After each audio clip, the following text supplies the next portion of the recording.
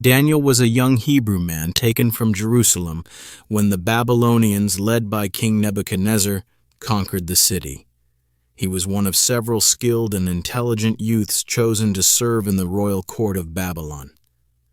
Though far from home and living in exile, Daniel remained faithful to the God of Israel.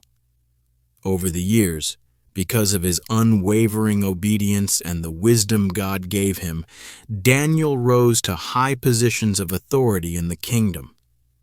But even with influence and access to royalty, his heart was not moved by status or power. His focus stayed firmly on God's plans for his people. Daniel lived through the rule of several kings, both Babylonian and Persian, and became a chosen vessel through whom God revealed events that would shape the future of nations. Though Daniel had already interpreted dreams for kings, including the dream of Nebuchadnezzar's statue made of various materials, God later began to give Daniel visions directly. These visions were vivid, mysterious, and at times overwhelming. They were not only meant for Daniel's present moment, but they carried meaning for generations far beyond his lifetime. Through these visions, God showed him the rise and fall of empires, the coming of a powerful ruler who would defy heaven, and ultimately, the establishment of God's everlasting kingdom. These were not simply strange images or riddles, they were messages with deep significance. Often Daniel was left exhausted and troubled by what he saw. But God did not leave him in confusion. Either through angelic messengers or direct explanation, Daniel was always given enough understanding to see that God was in control and that his people were to remain faithful even when things seemed dark. One night, in the first year of King Belshazzar's reign over Babylon, Daniel had a dream that stayed with him. He carefully wrote down what he saw. The vision opened before him like a dramatic scene. The great sea was stirred by powerful winds coming from every direction. As the waters churned, 4 great beasts rose out of the sea, each one different from the other. The first beast looked like a lion, but it had wings like an eagle. As Daniel watched, the wings were torn off, and the beast was lifted to stand on 2 feet like a man. Then a human mind was given to it. After that, another beast appeared, this one resembling a bear. It was raised more on one side than the other and had 3 ribs in its mouth between its teeth. A voice spoke to it, saying, "Arise, devour much flesh." Then came a third beast, and this one looked like a leopard. It had 4 wings on its back and 4 heads. Dominion was given to this creature as well, but the 4th beast was different from anything Daniel had ever seen. It was terrifying, extremely powerful, with large iron teeth. It crushed its victims, devoured them, and then trampled the remains underfoot. This beast had 10 horns. As Daniel focused on the horns, he noticed a smaller horn rise among them. As it came up, 3 of the original horns were pulled out to make room. This small horn had eyes like human eyes and a mouth that spoke with great arrogance. While Daniel continued watching, a new and majestic scene appeared. Thrones were set in place, and the Ancient of Days took his seat. His clothing was as white as snow, and the hair on his head was like pure wool. His throne was made of fiery flames, with wheels that burned like fire. A river of fire flowed from before him. Thousands upon thousands served him, and 10,000 times 10,000 stood in his presence. The heavenly court was seated, and the books were opened. Then, because of the arrogant words spoken by the little horn, Daniel saw the fourth beast destroyed. Its body was thrown into the blazing fire. The other beasts had their rule taken away, but their lives were allowed to continue for a short time. After this, Daniel saw something unlike anything else in the vision. He saw one like a son of man coming with the clouds of heaven. He approached the Ancient of Days and was given authority, glory, and a kingdom. People from every nation and language served him. His dominion will last forever, and his kingdom will never be destroyed. All of this deeply affected Daniel. In Daniel chapter 7, verse 15, he wrote, "I, Daniel, was grieved in my spirit in the midst of my body, and the visions of my head troubled me." The images of the beasts, the judgment scene, and the arrogant little horn stayed with him. He understood that these were not simply dreams about world rulers. They carried a message about God's judgment, about times of trouble, and about the unshakable promise that no matter how strong evil might seem, there is a king who will rule forever in justice and truth. As Daniel struggled to make sense of the vision he had seen, of four strange beasts rising from the sea, of thrones being set, of judgment being passed by the Ancient of Days, his heart was restless. The images filled his mind, and he needed to understand what they truly meant. He turned to one of the heavenly beings who stood nearby, hoping for clarity. In Daniel chapter 7, verse 16, he said, "I came near unto one of them that stood by, and asked him the truth of all this. So he told me, and made me know the interpretation of the things." The heavenly being responded, and what he revealed made it clear that these beasts were not just random visions. They symbolized powerful kings and kingdoms that would rise upon the earth. The angel began to explain that the four great beasts represented four kingdoms that would emerge in the world, one after another. But beyond the rise of these earthly empires, there was something even more important taking place. In Daniel chapter 7, verse 18, the angel said, "But the saints of the Most High shall take the kingdom and possess the kingdom forever, even forever and ever." Though terrifying powers would rise and rule for a time, they would not last. God's people would receive the eternal kingdom. That was the hope woven into the vision. Still, Daniel watched and listened carefully, particularly drawn to the fourth beast. It was unlike any of the others, and far more disturbing. It had iron teeth and bronze claws. It crushed everything in its path, trampling over whatever was left behind.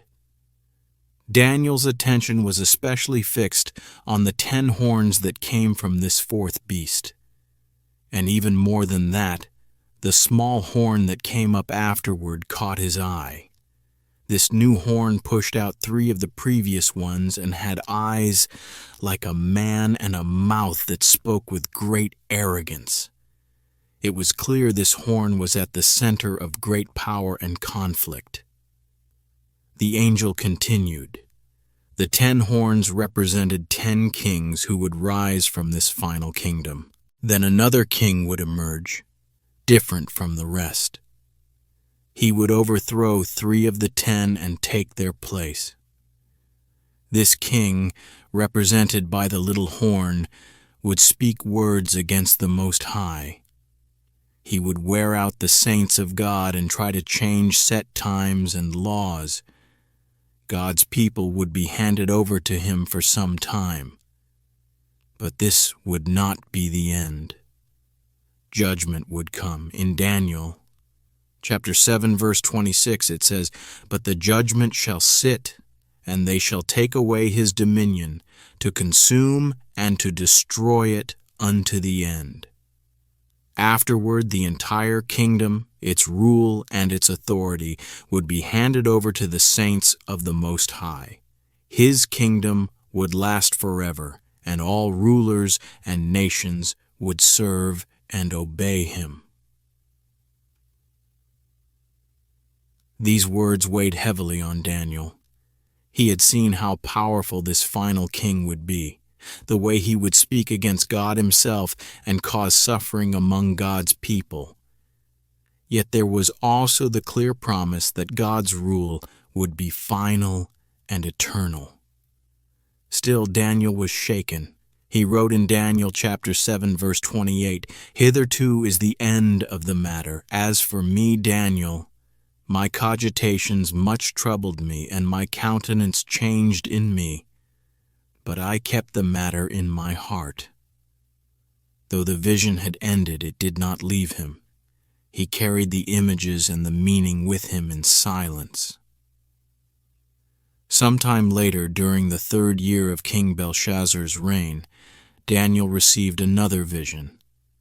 In the vision, he found himself in a place called Shushan, located in the province of Elam, beside the Ulai River. As he lifted his eyes, he saw a ram standing beside the river. The ram had 2 horns, both high, but one horn was higher than the other and had risen last. Daniel watched as the ram charged in every direction, west, north, and south. No beast could stand before it. It did as it pleased and grew powerful. While Daniel was watching the ram's movements, suddenly a male goat came from the west, moving so quickly that it appeared to fly across the ground without touching it. This goat had a single prominent horn between its eyes. It came straight at the ram with intense fury. Daniel watched as the goat struck the ram, shattered its horns, and knocked it down. The ram was powerless against the attack, and no one came to its rescue. The goat then became very powerful, but at the height of its strength, the large horn was broken. In its place, 4 new horns rose, pointing in the direction of the 4 winds of heaven. From one of these 4 horns, another small horn emerged. It began small, but its power grew rapidly. It extended its influence toward the south, the east, and even toward the land described as beautiful. As it grew stronger, it reached toward heaven itself, casting down some of the starry hosts and trampling on them. It even exalted itself to the level of the prince of the host. The daily sacrifices were removed and the sanctuary was thrown down. Truth was cast to the ground, and this horn succeeded in all it did. Then Daniel heard 2 holy beings speaking. One of them asked the other, "How long shall be the vision concerning the daily sacrifice and the transgression of desolation, to give both the sanctuary and the host to be trodden underfoot?" The other answered in Daniel chapter 8, verse 14, "Unto 2,300 days, then shall the sanctuary be cleansed." Daniel stood in silence, trying to understand what he had just seen. Then a voice called out, instructing the angel Gabriel to explain the vision to him. As Gabriel approached, Daniel fell to the ground in fear. Gabriel said that the vision was for the time of the end, and began to reveal the meaning. The ram, he explained, represented the kings of Media and Persia. Its 2 horns symbolized the 2 parts of the empire, with one becoming greater than the other. The goat represented the king of Greece, and the large horn was the first king. When that horn was broken, 4 kingdoms would rise from that nation, but they would not have the same power. Then Gabriel spoke of the small horn. He said that in the latter days of these kingdoms, a fierce-looking king would arise. He would have a deep understanding of dark matters. His power would be great, but it would not come from his strength. He would destroy mighty men and also God's holy people. He would thrive through deceit and trickery. He would become proud and destroy many without warning. He would even rise up against the Prince of Princes, but he would be broken, not by human hands. Gabriel concluded by saying the vision of the evenings and mornings was true. But Daniel was told to seal it up, for it was meant for a time far ahead in the future. When the vision ended, Daniel was left drained. The weight of what he had seen affected him physically and emotionally. In Daniel, chapter 8, verse 27, he said, "And I, Daniel, fainted and was sick certain days. Afterward I rose up and did the king's business. And I was astonished at the vision, but none understood it." Though Gabriel had explained the vision, the reality of what was to come was difficult to carry. Daniel returned to his duties in the king's court, but the vision stayed within him. It was more than just political events or earthly battles. It was a message about how God's plan would unfold through time. It showed that kingdoms would rise and fall, often fueled by pride and cruelty. But through it all, God remained on the throne, and his justice would not fail. The angel Gabriel's words about the fierce king, the desecration of the sanctuary, and the eventual restoration of truth stayed with Daniel long after the vision ended. Even though Gabriel had explained the meaning of the ram, the goat, and the small horn, the full weight of the future remained in Daniel's heart. The arrogance of that final king and the harm he would bring to God's people disturbed him deeply. What troubled Daniel most was that the vision reached far beyond his own time. He couldn't stop any of it from happening, but he knew for certain that it would all come to pass. Daniel did his best to return to his responsibilities in the royal court, but the uneasiness never left him. He could not forget what he had seen. These were not just strange images. They were glimpses into a future marked by pain, rebellion, and confrontation with God. And even though Daniel held a position of respect and influence, these things were not easy to talk about, not even with those closest to him, so he kept quiet. He carried these matters in silence, turning instead to prayer. Often he found himself returning to the scriptures, searching the writings of earlier prophets for some sense of clarity and comfort. It was while reading from the prophet Jeremiah that Daniel's attention was caught by something different, not a vision this time, but a prophecy written long before his exile. In Daniel chapter 9, verse 2, he wrote, "I, Daniel, understood by books the number of the years whereof the word of the Lord came to Jeremiah the prophet, that he would accomplish 70 years in the desolations of Jerusalem." That number struck him.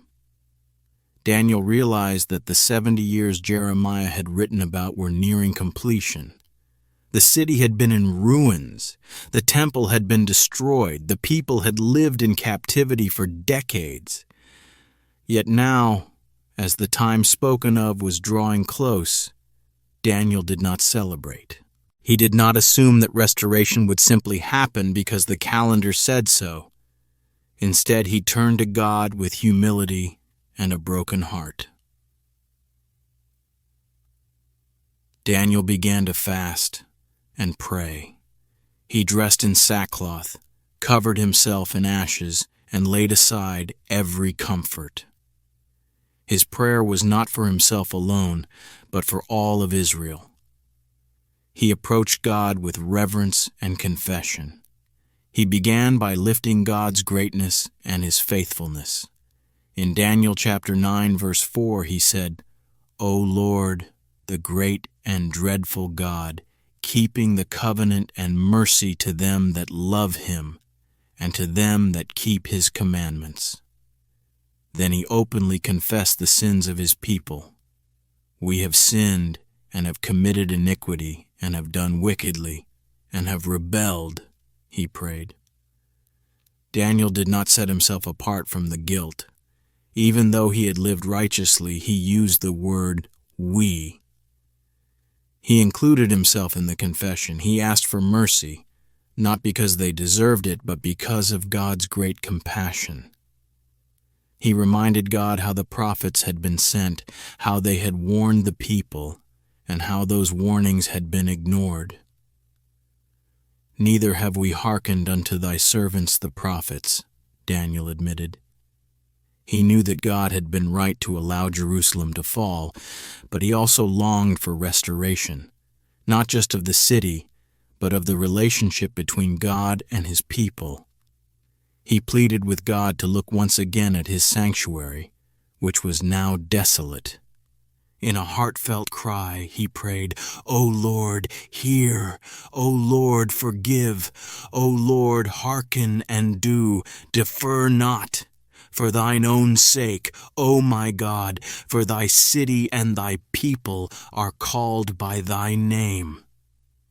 While Daniel was still praying, still confessing, crying out to heaven, something happened. A heavenly interruption broke through. Gabriel, the same angel he had seen in a previous vision, appeared again. This time, Gabriel came quickly, and Daniel was told that as soon as he had begun to pray, a command had gone out from heaven. Gabriel had been sent to bring him understanding. He called Daniel greatly beloved. This was not just a title. It was heaven's acknowledgement of a man who humbled himself, who sought truth, and who carried the weight of God's messages faithfully. Gabriel then revealed something even greater. The focus would no longer be on just the 70 years of exile, but on 70 weeks, longer periods that pointed to much more than physical restoration. In Daniel chapter 9, verse 24, Gabriel said, "70 weeks are determined upon thy people and thy holy city, to finish the transgression, and to make an end of sins, and to make reconciliation for iniquity, and to bring in everlasting righteousness." This was a message about the deep spiritual healing that would come. It was about the arrival of the Anointed One. Gabriel explained that from the time the command would go out to rebuild Jerusalem, there would be 7 weeks and 62 weeks until the coming of the Messiah. The rebuilding of the city would happen, but during times of trouble. Then, after those 62 weeks, something tragic would take place. In Daniel chapter 9, verse 26, it says, "And after 62 weeks shall Messiah be cut off, but not for himself." This pointed to a figure who would die, not for his sins, but for others. Then the message turned dark again.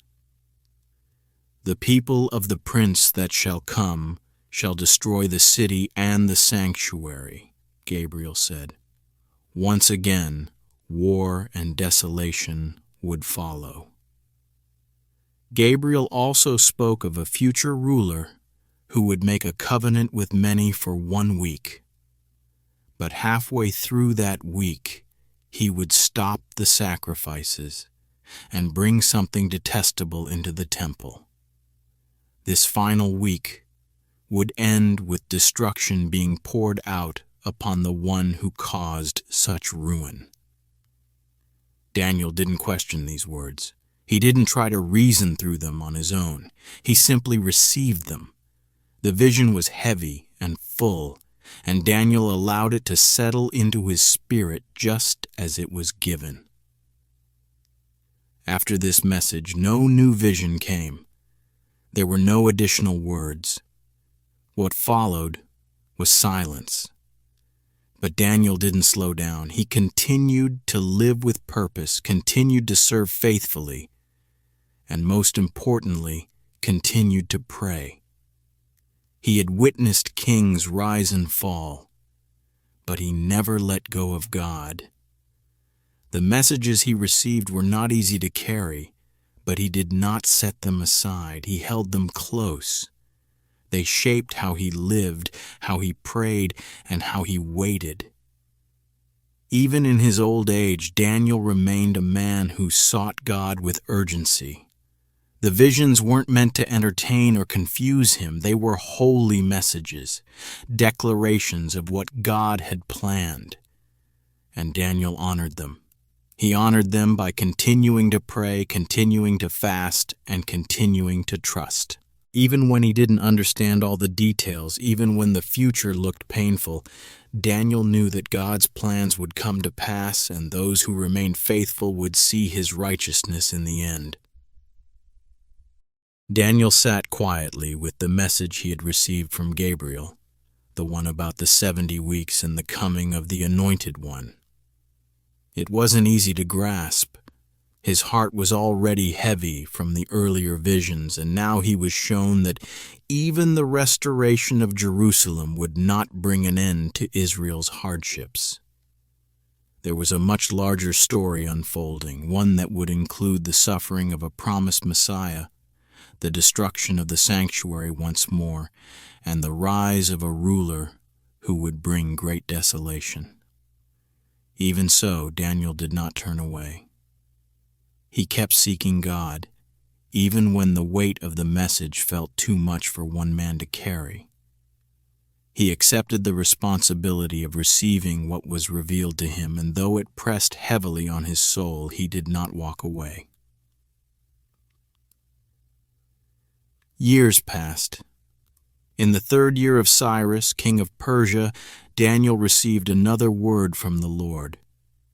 He had been in mourning for 3 full weeks. During that time he avoided all pleasant food. He ate no meat, drank no wine, and didn't anoint himself. He withdrew from comfort, choosing instead to seek God with all his heart. His sorrow ran deep, not just for his people, but likely for the continuing visions that troubled his spirit. Though Gabriel had brought understanding in the past, Daniel knew there was still more he didn't yet see. So he fasted, he prayed, and he waited. Then on the 24th day of the 1st month, while standing near the great river called Hiddekel, something extraordinary happened. Daniel looked up and saw a man clothed in linen. His waist was wrapped with fine gold from Uphaz. His body gleamed like beryl. His face flashed like lightning. His eyes burned like lamps of fire. His arms and feet shone like polished bronze, and his voice sounded like the roar of a great multitude. Daniel wasn't alone by the river. Others were with him, but they couldn't see what he saw. Still, a great fear fell upon them, and they ran to hide. Daniel was left alone with the vision. His strength drained from his body, his face lost its color, and he fell into a deep sleep with his face to the ground. Then a hand touched him, lifting him gently so he trembled on his hands and knees. A voice spoke to him, saying, "O Daniel, a man greatly beloved, understand the words that I speak unto thee, and stand upright, for unto thee am I now sent." Daniel stood, still shaking. The messenger told him not to be afraid. From the very first day Daniel had set his heart to understand and humbled himself before God, his prayers had been heard, and this heavenly being had been sent in response to those prayers. But then came a glimpse into something Daniel had never seen before. The angel explained that he had been delayed. For 21 days he had been resisted by the prince of the kingdom of Persia. This was no earthly prince. It was a spiritual force, one that stood in direct opposition to God's plans. The battle in the unseen realm had raged until Michael, one of the chief princes of heaven, came to help. With Michael's assistance, the angel had finally been able to reach Daniel. This moment opened Daniel's eyes to the reality that his prayers were never ignored. Even when it felt like nothing was happening, there was a spiritual battle taking place, and help had been sent from heaven. The angel explained that he had come to give Daniel an understanding of what would happen to his people in the days to come. Daniel remained weak, overwhelmed by what he had already seen and heard. As the angel spoke, Daniel bowed again, his face to the ground. He had no words left to say. Another figure appeared and touched his lips, enabling him to speak. And Daniel said, "O my Lord, by the vision my sorrows are turned upon me, and I have retained no strength." The angel touched him again and gave him strength, encouraging him not to be afraid. Slowly, Daniel began to recover enough to stand and listen. Before leaving, the angel explained that he must return to continue the fight against the prince of Persia. And after that, the prince of Greece would also come. These were not simply political powers, they were spiritual forces at work behind the scenes of history. Yet through all of this, Daniel was assured that Michael, his prince, would continue to fight alongside the heavenly messengers. There was a spiritual war that paralleled the events on earth, and Daniel was being given a glimpse into that hidden realm. Then came another vision, this one even more detailed than the others. It would stretch across generations, revealing rulers, battles, betrayals, and the rise and fall of kingdoms. But before receiving all of that, Daniel's preparation stood out. He had not treated these revelations as ordinary words. He had fasted, he had prayed, he had mourned and waited. And when the vision came, it shook him. This was never about personal gain or curiosity. It was about being entrusted with a message from God, a message that concerned his people and the future of nations. Daniel was being prepared to receive one of the most extensive prophecies of his life. And it all began with the visit of a heavenly being who reminded him that his prayers had been heard and that the spiritual realm was not silent. Kings and empires were not just shaped by armies and leaders, but by powers unseen. Yet in the midst of it all, Daniel remained faithful. He stayed close to God. He humbled himself, stayed alert, and never stopped seeking understanding. This moment became the doorway to what Daniel would be shown next. The angel had told him clearly, this vision would concern the latter days. It would be about Daniel's people and the path ahead. It would not be easy to receive, but Daniel had made himself ready. Through prayer, fasting, and quiet obedience, he had positioned himself to hear from heaven. And heaven responded. Once again, Daniel was entrusted with a vision that would echo across time. As Daniel stood in the presence of the heavenly messenger, strengthened in body yet humbled in spirit, the vision began to unfold with more clarity and detail than anything he had received before. This wasn't a vision filled with mysterious beasts or symbolic horns. It was something different, like reading from a scroll that laid out history before it happened. It was exact, layered, and filled with names, regions, alliances, and betrayals. The angel spoke plainly to Daniel, explaining what would happen to his people and the nations around them, not through symbols, but through a detailed account of political movements and rising kingdoms. What Daniel received became one of the most comprehensive prophecies in the entire book, and he took it all in. The message began with the current empire, Persia. The angel explained that 3 more kings would arise in Persia, And then a fourth king would come, wealthier than all who came before him. This king would use his riches to stir up everyone against the kingdom of Greece. After this, a mighty Greek king would appear, a man who would rule with great power and do whatever he wanted. But when he reached the height of his strength, his kingdom would break apart and be divided into 4 parts.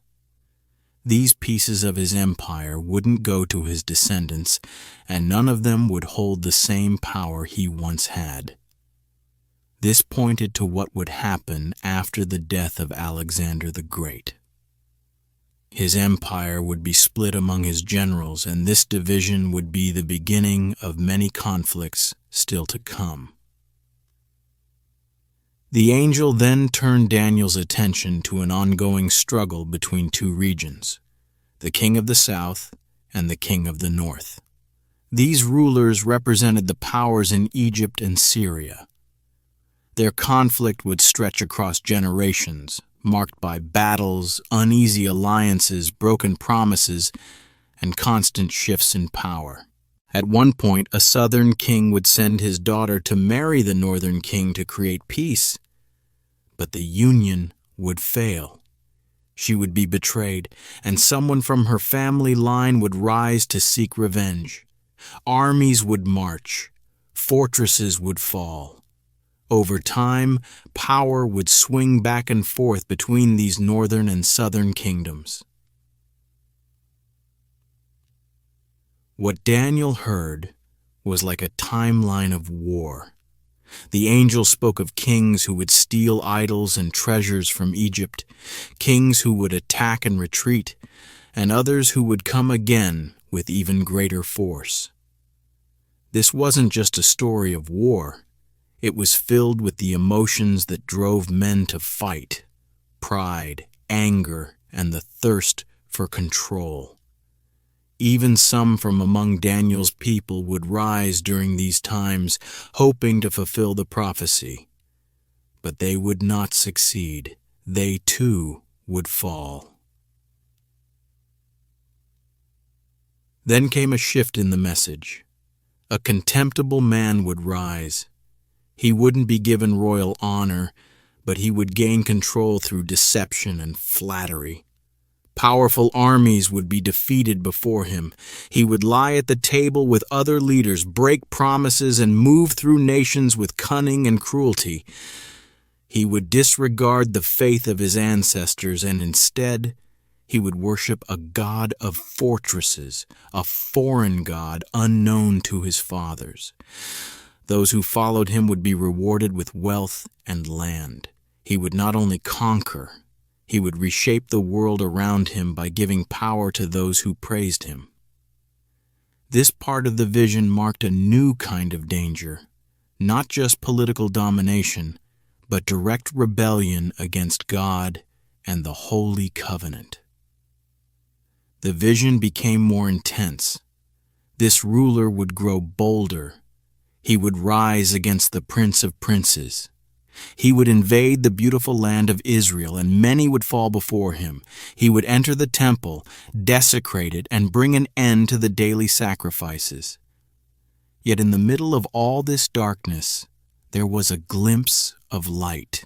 In Daniel chapter 11, verse 32, it says, "And such as do wickedly against the covenant shall he corrupt by flatteries. But the people that do know their God shall be strong and do exploits."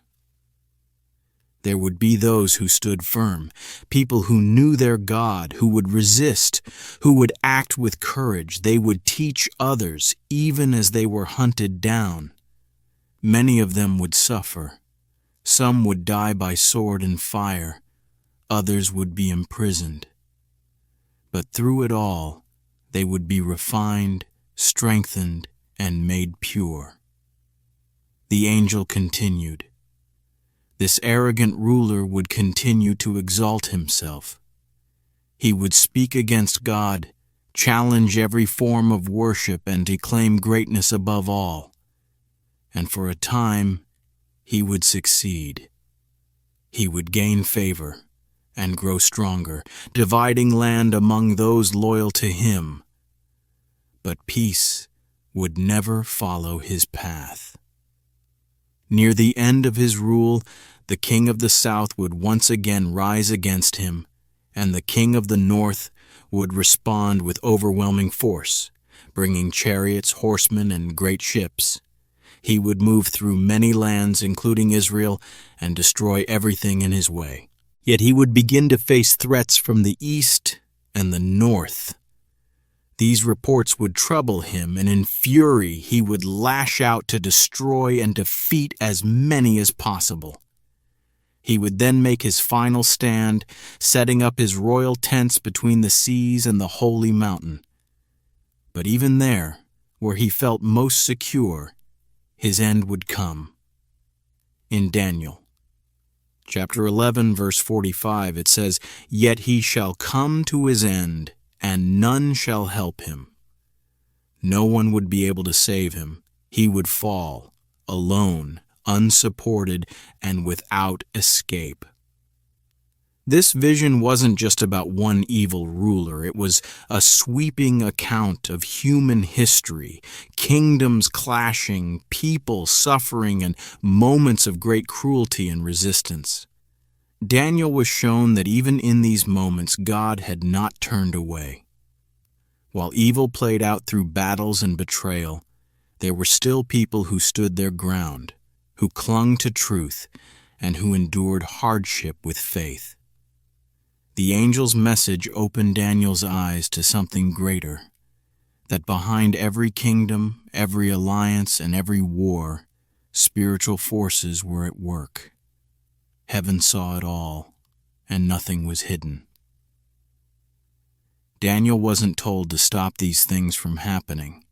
He wasn't called to prevent the future. But he was shown that everything to come was already known by God. It was written. It would unfold exactly as the vision said, and God would remain present through every moment. This part of the vision gave Daniel both understanding and weight. He saw how evil could grow strong and how rulers could rise with boldness and pride, but he also saw how some would stand firm in the middle of chaos.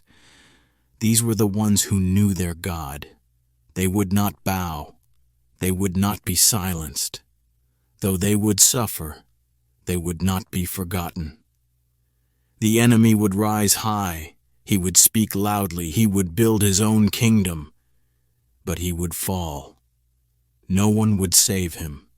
His time would end. The vision wasn't finished. Though this section focused on power, lies, and war, there was more yet to be revealed. Something even greater was still coming.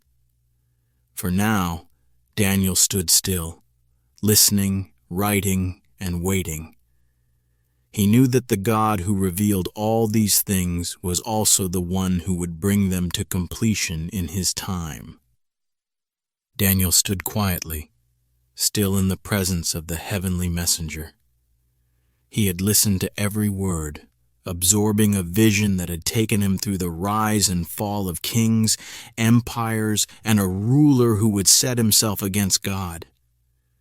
But now the message shifted. What came next was even more intense. The angel began to describe a time of distress unlike anything the world had ever seen. This wasn't just about shifting kingdoms or another political crisis. It was a time that would affect all people, especially those who belong to God.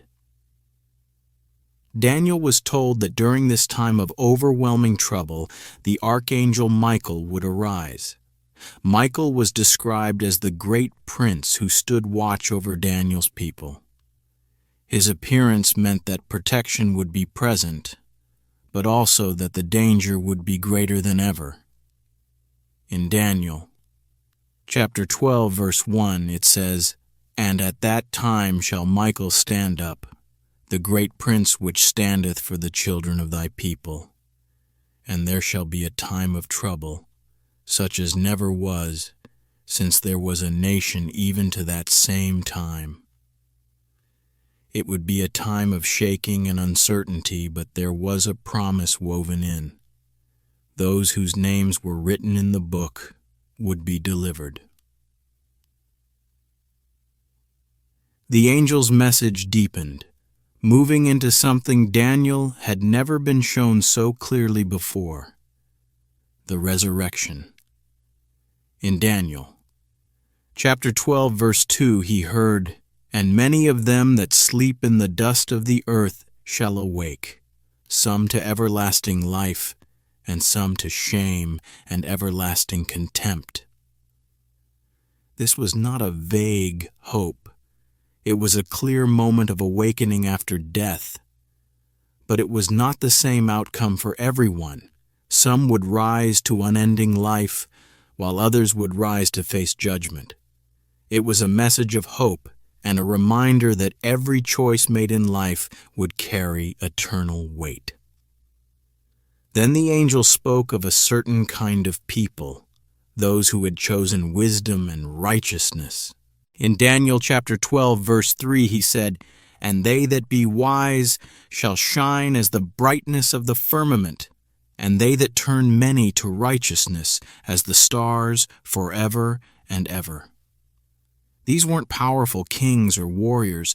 These were people who lived in truth, taught others what was right, and remained faithful during dark times. Their reward would be eternal light. They would shine like stars in the sky, not just for a moment, but forever. After delivering these truths, the angel gave Daniel a very specific instruction. He was told to seal the message and keep the words closed until the time of the end. In Daniel, chapter 12, verse 4, it says, "But thou, O Daniel, shut up the words and seal the book, even to the time of the end. Many shall run to and fro, and knowledge shall be increased." This wasn't a command to forget what had been shown. It was a call to preserve it. One day people will search for these truths. They would run in every direction, eager to understand as knowledge would begin to grow. The vision continued. Daniel saw two other heavenly figures, one on each side of a river. One of them turned and asked the man clothed in linen, who was standing above the waters, how long it would be until these wonders were fulfilled. The man above the river lifted both hands to heaven and swore by the eternal God. He said the answer was a time, times, and a half. And he added that when the strength of God's holy people had been completely broken, then all these things would come to pass. Daniel heard the words, but he couldn't fully grasp their meaning. So he asked honestly, "O my Lord, what shall be the end of these things?" He wasn't trying to pry into secrets. He just wanted to understand. He had seen so much, and now he was being told that there was more still ahead. The angel replied gently. He told Daniel to go his way. The words had been sealed. It was not yet time for full understanding. What had been spoken would remain in place until the time of the end. Daniel had done his part. Then the angel shared more. He said that many people would go through purification. They would be made clean. They would be tested by trials, but the wicked would continue in their ways. They wouldn't understand. Only the wise, the ones seeking God, would understand what was truly happening. It was not just a separation that would happen after death, but one that would unfold even in life. Some would hear and respond. Others would ignore the truth entirely. The angel didn't stop there. He gave Daniel two very specific time frames. From the moment the daily sacrifice was stopped and the abomination that causes desolation was set up, there would be 1,290 days. Then he added something more. He said, "Blessed is he that waiteth and cometh to the 1,305 and 30 days. These numbers marked periods of hardship and endurance.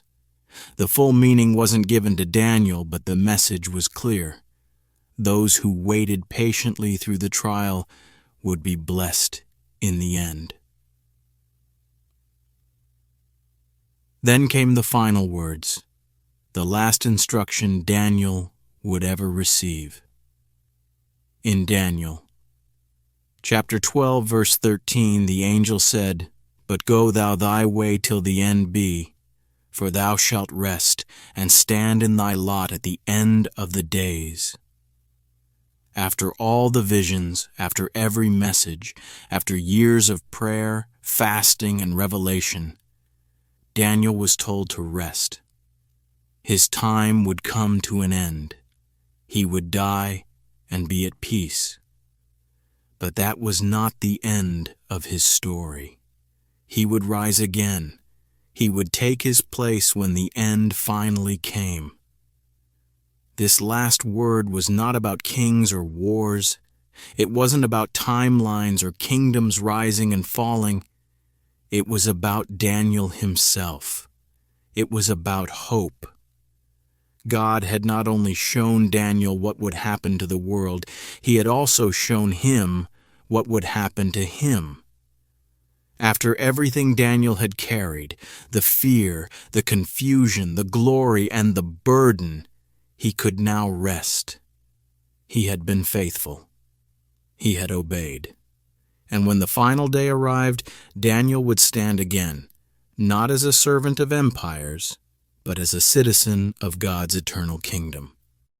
Daniel's visions weren't just timelines, they were patterns.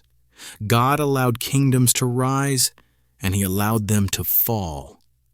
He permitted his people to walk through trial and trouble, not because he had forgotten them, but because something greater was unfolding. In every vision, from the beasts to the broken sanctuary, from the suffering saints to the shining stars, God remained in full control. No enemy was out of his reach. No dark season slipped past his sight. When the time was right, he acted, he spoke, he judged, and he saved. That story still speaks today. While Daniel's visions were filled with names, nations, and events tied to his future, the heart of the message is still alive. Faithfulness matters. God keeps his promises, and no force of evil, not a king, not an empire, not even the most powerful spiritual darkness, can undo what God has declared. Even when the wicked appear to succeed, even when the faithful are crushed, the ending has already been written. God will reign. His kingdom will never be destroyed. And those who trust him will rise and take their place, not because of power or strength, but because they belong to him and their names are in his book. For Daniel, all of this wasn't about making himself famous. He didn't chase titles or applause. He was a man of prayer, a man who listened, a man who obeyed. He didn't force his meaning onto the visions. He simply received what God gave, wrote it down, and trusted that the one who revealed it all would carry it out in his perfect time. Daniel remained faithful, and his faithfulness changed history. His prayers shaped nations. His visions pointed directly to the coming of Christ, and his life continues to call others to trust the same God who sees, judges, rescues, and restores. Daniel's final message wasn't filled with fear or panic. It was filled with quiet confidence. It was a call to wait, a call to rest, a call to stand when the time comes. Daniel's story reminds us that God's plan is not lost. The end isn't chaos. The end isn't destruction. The end is a kingdom that cannot be shaken, where the faithful will rise, and every wound, every injustice, and every moment of sorrow will be made right. Daniel was told he would rest, and then he would rise. That same promise stretches forward even now for all who place their trust in the one who holds the future. This is the end. If you found this video valuable, don't forget to give it a big thumbs up. It helps share God's Word with more people. And if you haven't already, hit that subscribe button and turn on all notifications so you never miss out on powerful biblical teachings. Thanks for watching, and until next time, God bless you.